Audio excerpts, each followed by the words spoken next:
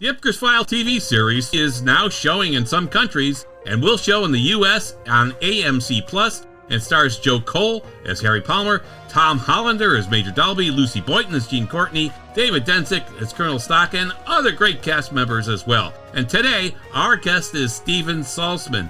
Now, Steven Saltzman is, of course, the son of Harry Saltzman, who co-produced the first 9 Eon Productions James Bond movies.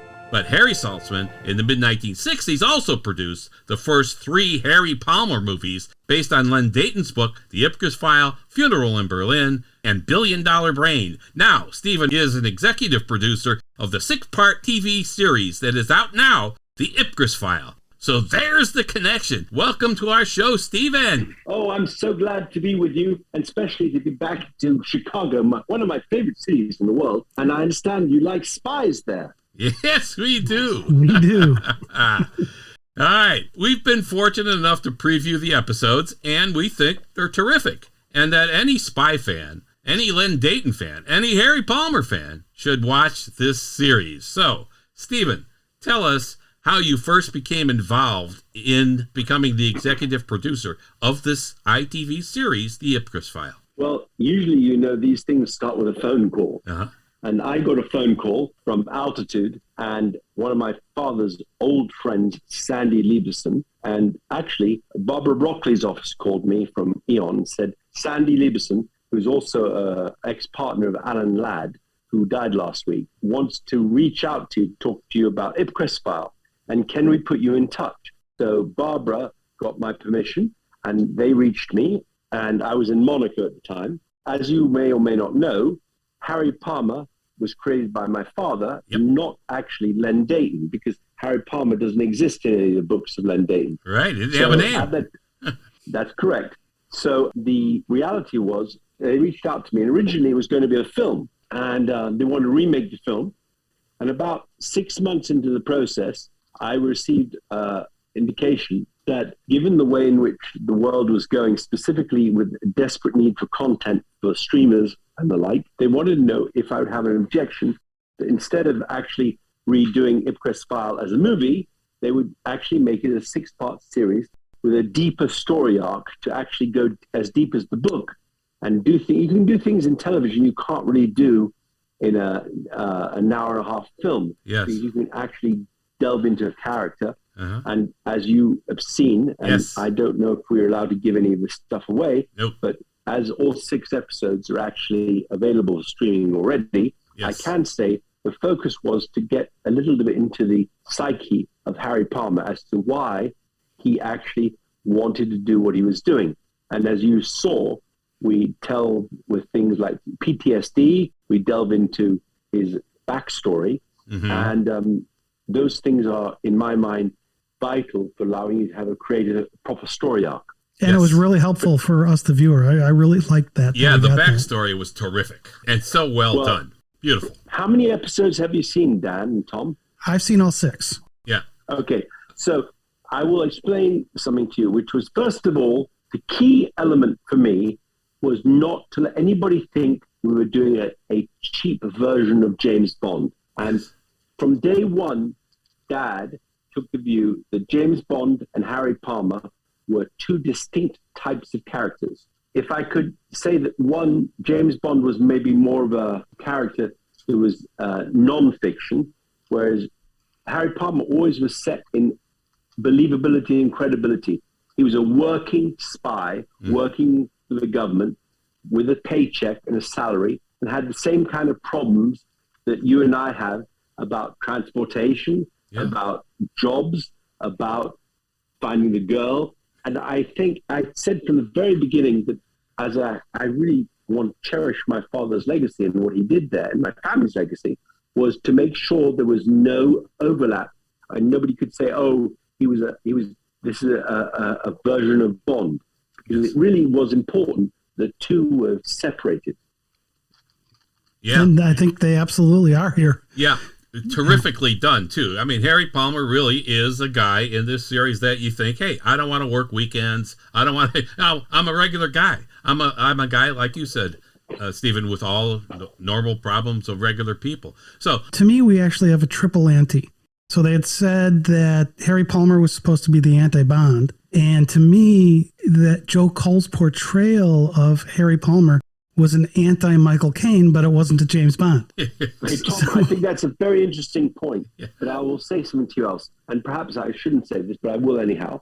We shot it in order. In other words, pretty much what you see was shot sequentially. Wow. So as you know, I'm sure you noticed, as the episodes went on and on, there was a more comfort in Joe's portrayal. Yes. Because he actually got into the vibe.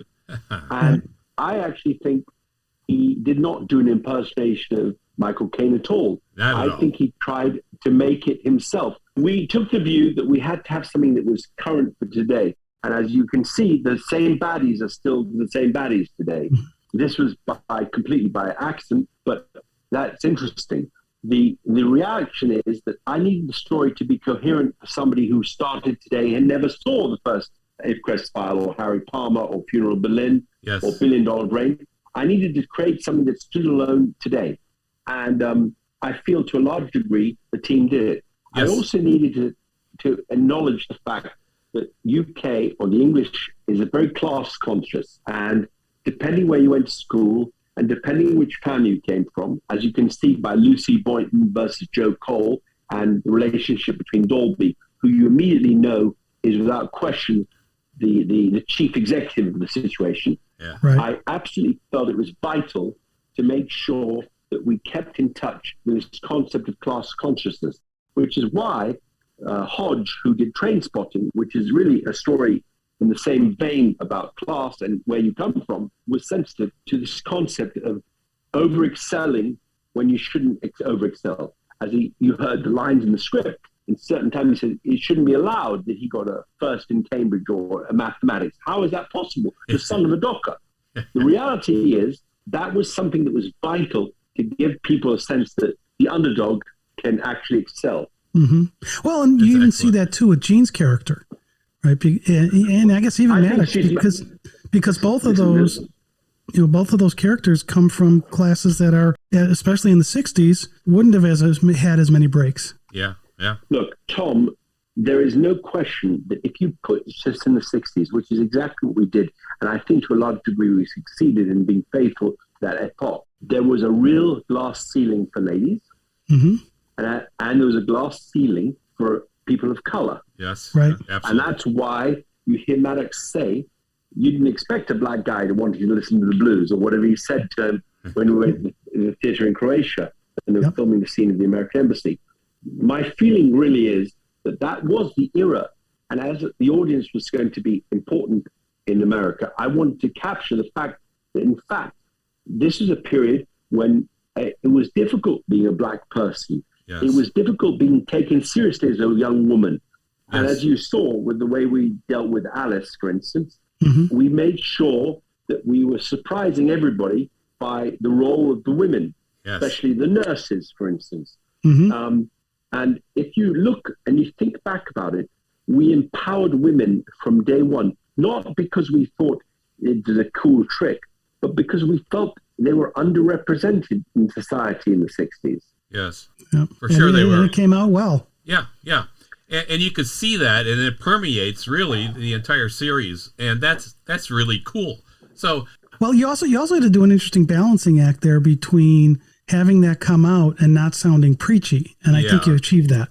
Well, I appreciate that, but I think also one of the big surprises for me was the blossoming of Lucy Boynton, who in my mind is magnetic on stage. Yes. And when you see her on set, and you just know that there is a sense of exquisite mastery of the art of performance. And I can't take my eyes off her. Yeah. She was terrific. Her facial expressions, she said so much without saying a word sometimes. She was and her costuming was fabulous too. Yeah, all the costuming. That there's a whole story about that, because we went vintage.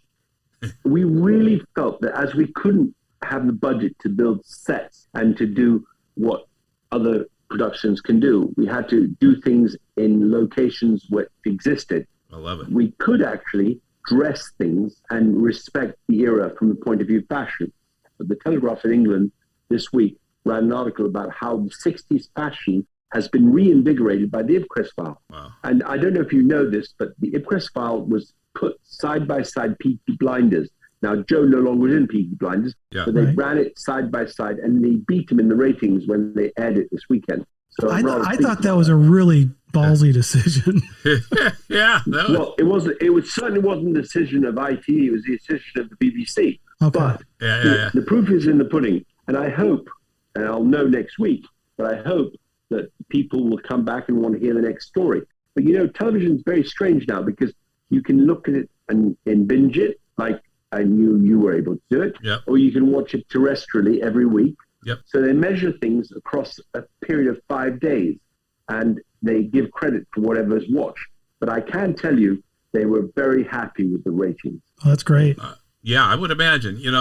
I'm sure you got outliers one way or the other say things that are not so good, but predominantly the reaction has been tremendous. Sorry, Dan, that point you just made is very important. Yep. So most of the things that were negative, and I went round looking down Twitter, looking every place because it allows me to be a better producer. Yeah.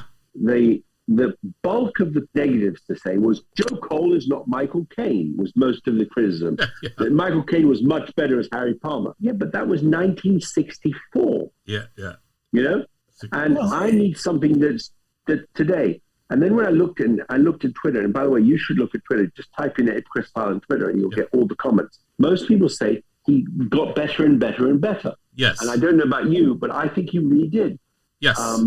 See, now it's funny. It's funny you say that because to me it was character development. But here he was in prison, and I look at it from the character, not the actor. The character grew into the role because he comes from being this prisoner and into I'm doing the spy thing and getting more confidence with that. And that was how I looked at it. I didn't look at it as Joel emerging.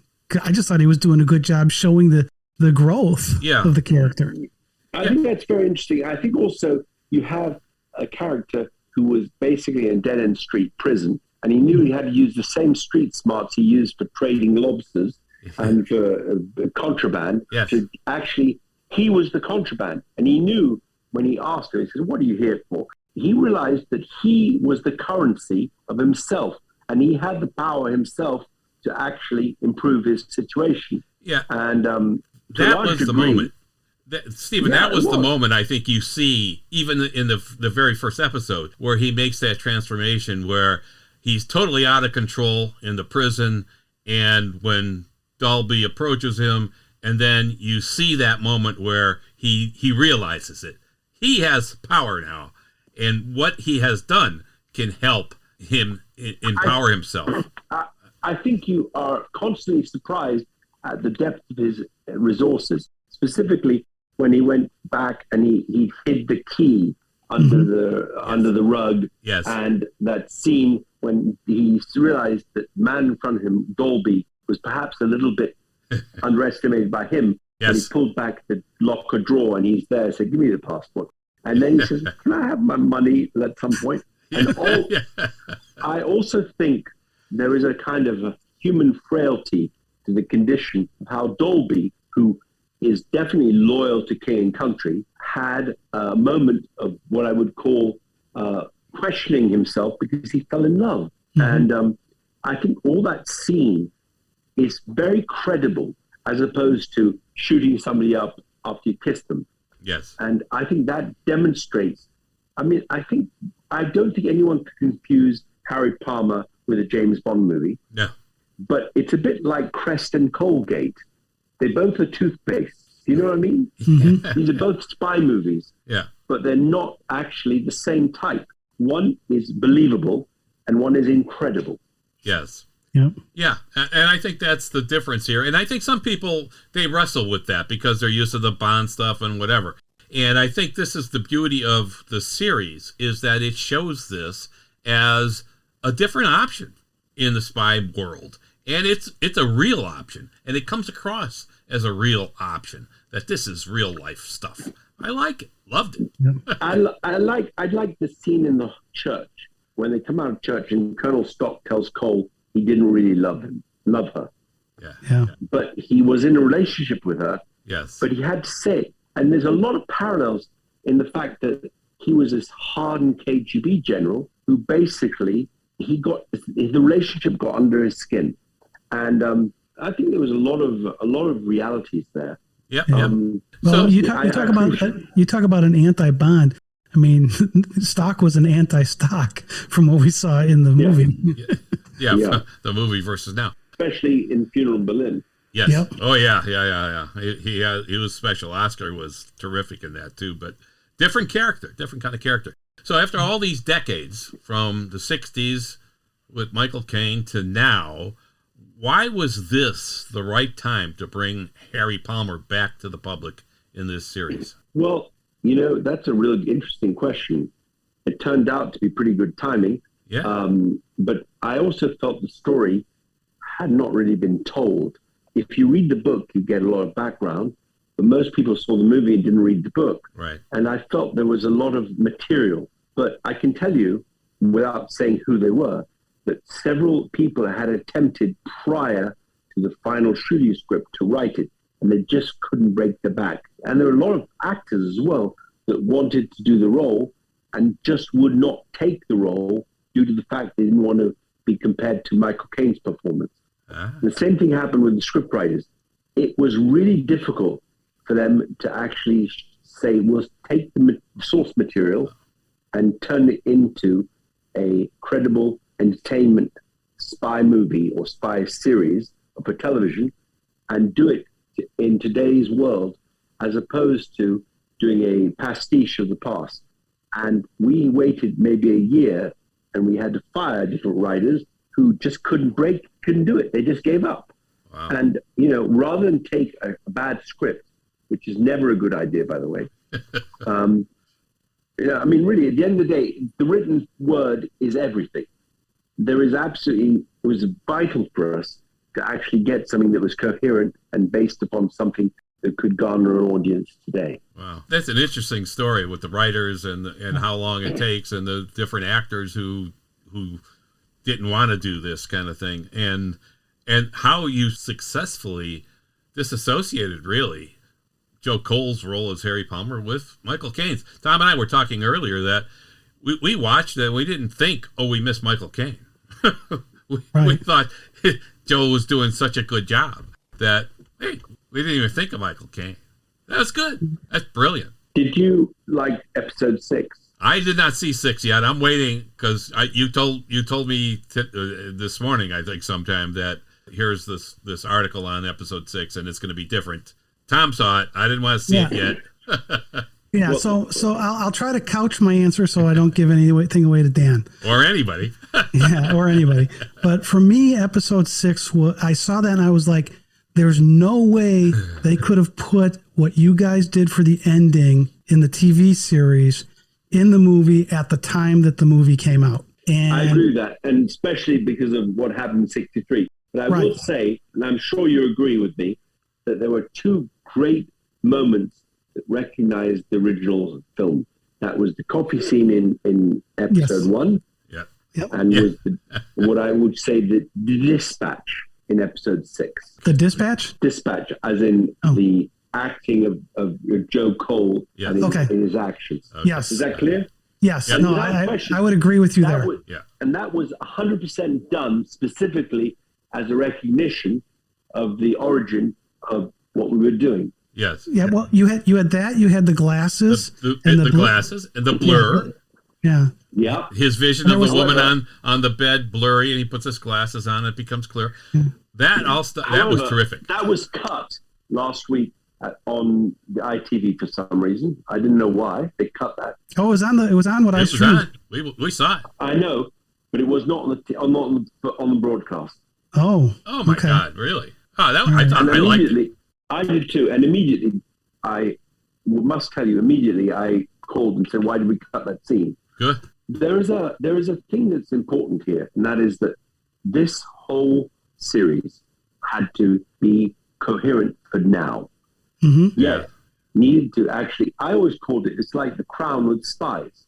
I mean, it really is a period piece. Yes, it's a period piece, and yet I wanted people to feel the cordite in the back of the throat. I wanted them to feel menace and threat. I want them to feel the peril of going across the wall. Yeah. I want them to feel that they are likely to get killed.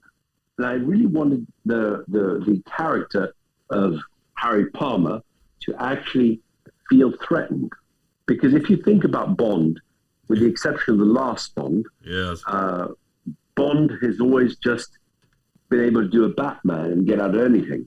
Right. And I actually felt that the strength of Harry was that there's nothing he was asked to do that didn't seem credible. Right. Yep. Well, and that's Harry. Also, I would say Maddox.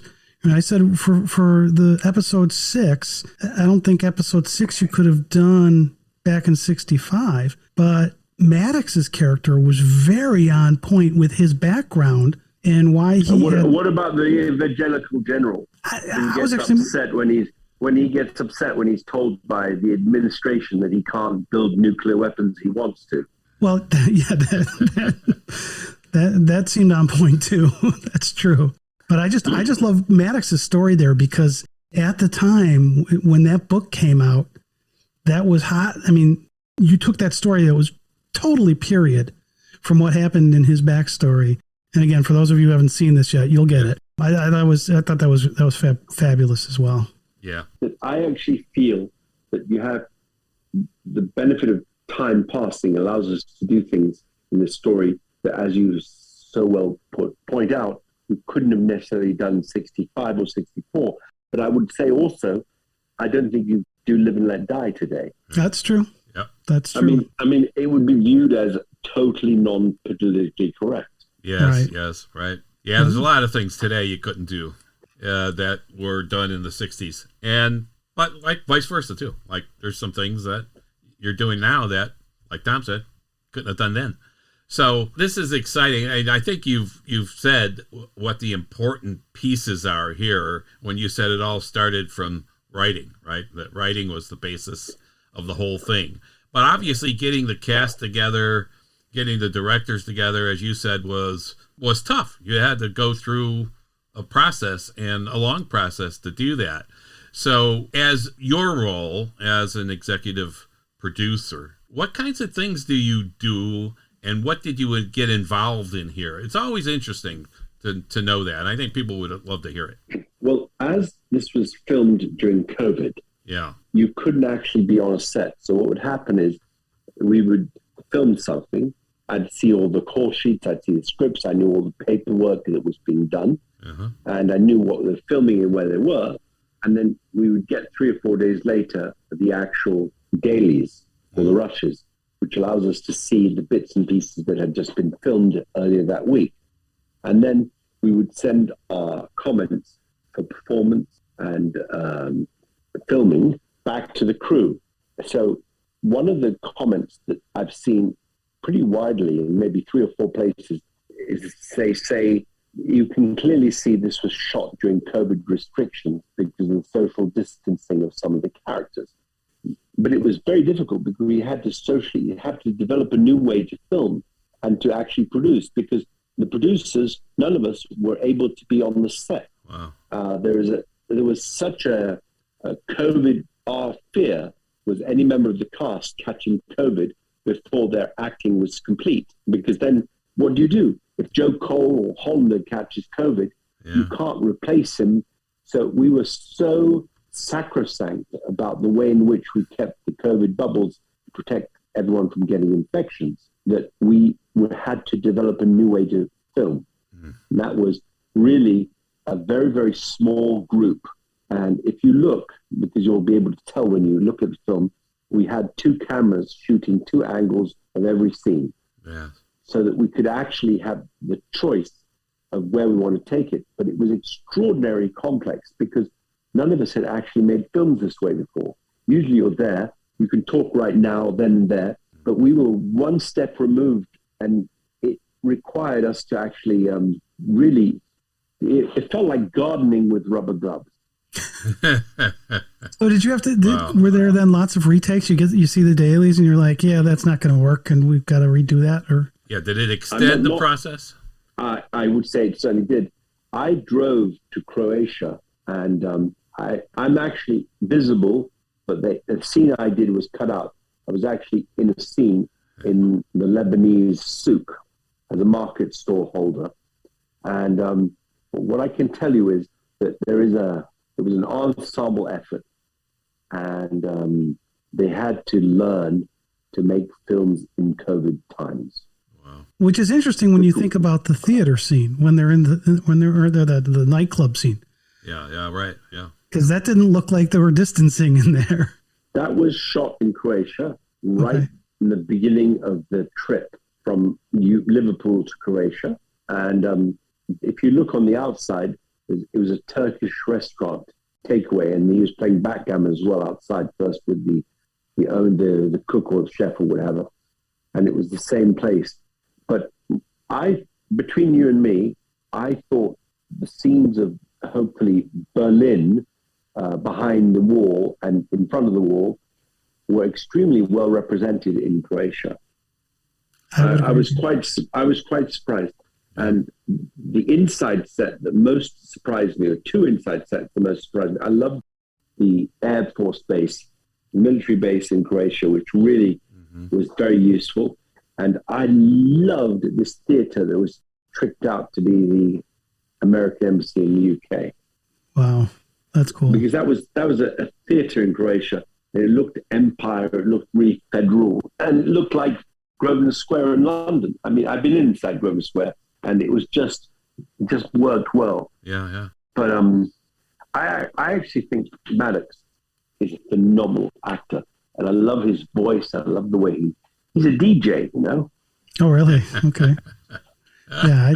By the way, are you aware that one or two of the characters in this television episodes was in Die Another Day?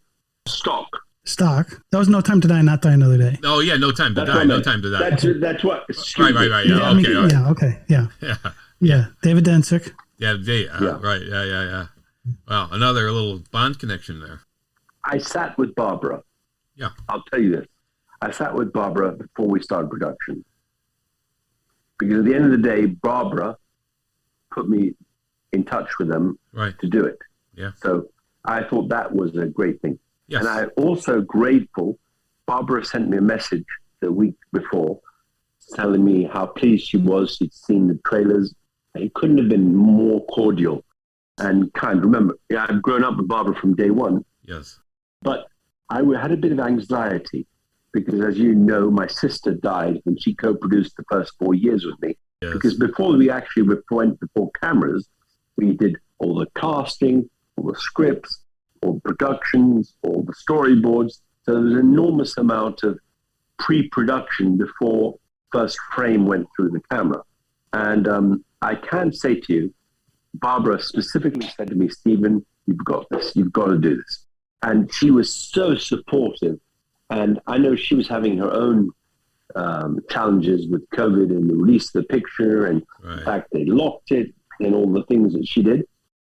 But I can say that I only got really positive. The whole Bond organization were extraordinarily positive about what I was doing and have been extremely cordial since it came out last week. Yeah, that's great to hear. That's terrific to hear because that's a... We're a family. Yeah, that's a first-class organization there. That's so nice to hear.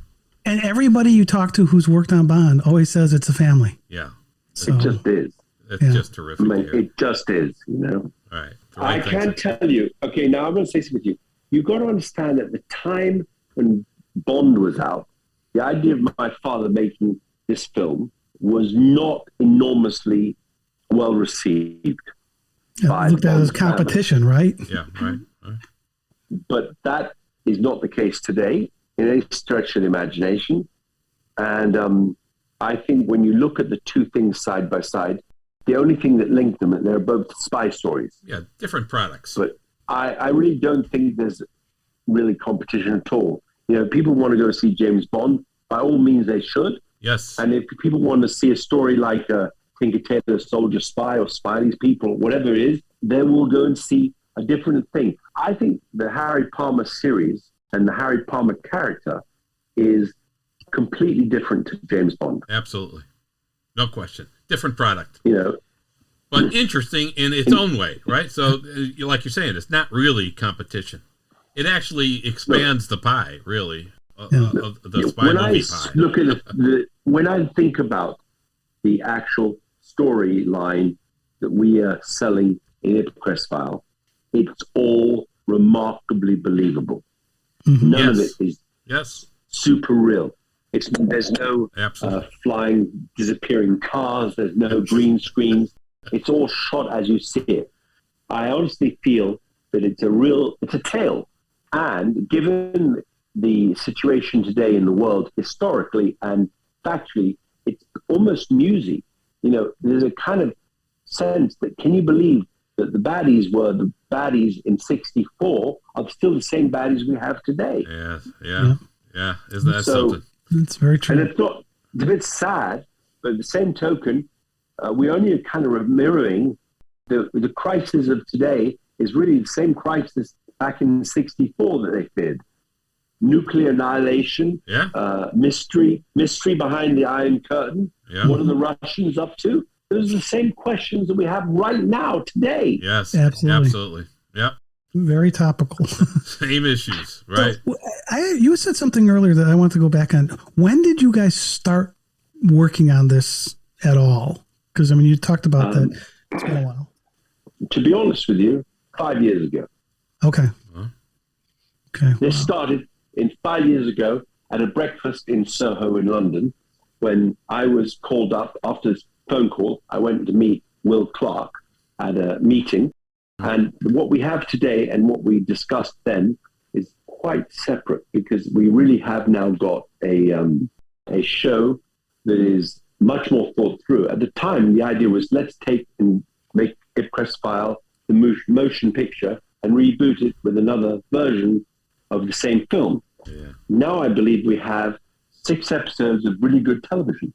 Yeah. Well, I'll tell you, one thing that really made me happy about this being a TV series and the time that the fact that you could develop things more is we got to see the atoll. I mean, when I read that in the book, my mind was going all over the place as I read that whole thing about going out to the atoll and all the stuff that happened there.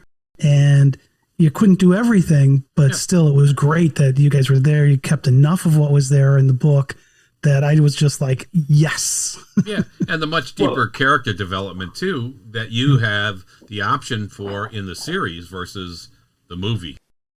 Terrific. That part was fun. Relationship, and when Dalby told Palmer, find this out one way or another, and the other was the psychiatrist in the relationship, and they were playing pool, and they were there at all, and there was a jealousy that you could see between the sergeant who came around and tried to catch Palmer out. Yep. And then even the torture scene. I want to tell you something. That was one of the things, all the stuff with hoses. I mean, I think Joe just excelled in that because it was great. Wet. Yeah. And I wanted people to feel the sense of drowning, waterboarding. Yeah. And when he's told, the next time this opens up, you're going to be down at the bottom of the sea. And all of a sudden, you're asking the big question, who are the baddies? Where are the Russians in all this? Yeah. What's really going on? What is my friend my enemy? I wanted to really make people ask questions. Yes, yeah. And that was, unfortunately, since I'd seen the movie and the book, you kind of knew the answer to that, which was a little unfortunate because you know the twist that happens there, because it was done well, but it was like, I know where this is going already. Yeah. But when it's done well, I think that's exactly what it does, Stephen, right? It makes you as a viewer question what's happening, wonder what's happening and why it's happening, where people are, what's going on. And I think that's the drama of it, is that you can create that through the screen. That's like a miracle. That's the brilliant stuff that's done. And that's the writing, the acting, the sets, the everything. My father always used to say, a man with 2 watches never knows what time it is. That's true. And really, there's a moment, I think it's towards the end of episode 4 or beginning of 5, where you have to sit down and you say, who are the goodies? Who are the baddies? Who do I want to root for? Who's the underdog? But I don't think at any moment, especially when you see Lucy really going up to Dalby and saying, "Where's Harry?" And Harry and Dalby kind of says, "Well, he's kind of expendable. Why do you care?" And you realize there's a kind of magnetic chemistry that developed between them, because remember, Harry learns the actual spycraft from Jean, and he's actually quite good at it, because Dalby even notices that scene with the X-rays where he all of a sudden says, "Now this guy has dental work that was made in America," whatever, and you actually see that he starts putting the shoes on and gets in the coat, and he all of a sudden he realizes he's quite cut out for this kind of job, especially for instance when he sees Randall in the second episode with the antenna in the car. Remember, this is before the internet, and he had the IED and all this thing, and he's able to recognize. And that scene, that was a brilliant scene. Jumps on Jean to save her. And that scene when the lady calls Randall, who fed tea to all of them beforehand, and it turns out that she's awful. I think Alice is quite amazing, especially as an assassin. But he warns her. He says in episode 1, he said she took a Luger from an SAS, stormtrooper in World War II. Remember, this is all set just after the war. Right. It's quite austere. Yes. It's great. Color has not come in. And so when you see someone, Lucy, who clearly comes from good stock and is dressed well and carries herself off, I've had so many people saying, "I want to talk to Lucy. I want to talk to Lucy. She's so hot." I predict Lucy is a magnificent star and that she is going to go shooting across the sky as a result of this performance. But she was phenomenal in this. Yes. She can't is. Take her eyes off her. Right. She is tremendous in every scene. She's just that good. So you're right. I think she's going to be a shooting star. Yep. Absolutely. Awesome. Well, guys. Actually, there were two things I wanted to just say to you. First one is, I love the callback to the 39 steps with the guy with the missing finger. Yeah. I thought that was fabulous. That was great. We love that movie. We got a podcast episode on that too. Great stuff. And then the other thing is, I want to comment on the cinematography to you, because you talked about how we're trying to make this be something believable, but it's a period piece. I watched the 6 episodes and then immediately watched your father's movie. Yeah. Back to back. And the cinematography in the TV series felt so much like, it was a little brighter because the colors were a little brighter, but it felt so much like I was watching the 60s movie time frame in terms of the graininess and stuff. I also felt in one of the rushes, the whole set, everybody's waiting there. The director of photography is on the blower and he's saying, "Everyone hold off. I want everyone to basically wait another 12 minutes until the cloud comes across because I want that light." And everybody's sitting on the set and watching the rushes, and literally everyone's waiting for the natural light. I think you're right. The photography and the director of photography did a marvelous job, specifically using ambient light and wherever possible, working with the images that were actually real as opposed to put in post. Yep. Yeah, that part was authentic, and it looked authentic, like we're all saying. The color palette, and I know what you're saying. I think the costuming was bright and so on, but the general shots and stuff, they were gritty and muted and kind of the dirty. I think Jean needed the brightness because of her character. Yeah, she's the contrast, where she came because from. Whenever you come in, you're right, because every time she comes in the scene, whether she's wearing turquoise or she's wearing exactly. She captures you. Yes. And when you compare her iridescence walking in to the Stok's lover scene in episode 1, and she walks in, she has pest control, you can see you have a frumpy kind of like housewife. How can this Russian fall in love with her? Yeah. And you have Jean come in. She just steals the scene. Yes. Often. And I also thought Tom Hollander did a masterclass. I really thought Tom Hollander, he looked like the boss. Every time he looked like, and especially when he actually stood up against ministers and administration. Mm-hmm. Yeah, I've never seen him do anything bad. He is always good. He was terrific in this from the beginning. You knew what he thought. You knew his character. immediately, and he was confident in himself and what he knew, and he carried that out. And he was just awesome. You can't say anything bad. I actually disagree with you slightly. I don't think he knew what he thought. He knew what he wanted you to think he thought. Okay. And that came out. Yeah. Okay. I also think that's fair. One of the big challenges, guys, was how much we had to establish in episode 1 to be able to hang the next 5 episodes on. Yes. Because you have to really start from ground zero. That's the toughest episode, right? Absolutely. From my mind, what we had to do was demonstrate an underdog character, Harry Palmer, and make him somebody you want to champion. Yes. Because you want to cheer for him to win. Yes. But you first have to show him as somebody who is not considered at a level. And that was a real challenge for the writers and for the whole script to create episode 1, to create a character you want to root for. You want to make him likable. What I loved is the last shot. The last shot of episode 1 to me said it all. On the bus.